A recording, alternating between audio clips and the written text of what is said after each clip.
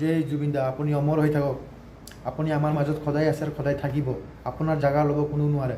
কিন্তু অসমবাসী ৰাইজ, মই আপোনালোকক এটা কথা ক'ব বিচাৰোঁ। যোনদিনাখন জুবিন দাৰ মৃত্যু হৈছিলে ছিংগাপুৰত, তাতে উপস্থিত নিশিতা গোস্বামীও আছিল। ঠিক আছে, যেতিয়া জুবিন দাক ছিংগাপুৰৰ পৰা অসমলৈ লৈ অহা হৈছিল, নিশিতা গোস্বামী সেই সময়তে অসমতো সেইদিনাই আহি পাইছে। কিন্তু আপোনালোকে গম পাইছিলে নিশিতা গোস্বামী তাতে আছিলে বুলি? গম পোৱা নাই। কিমান তদন্ত কৰাৰ পিছতে নিশিতা গোস্বামী লাষ্টত নিশিতা গোস্বামীৰ নাম ওলাইছিলে।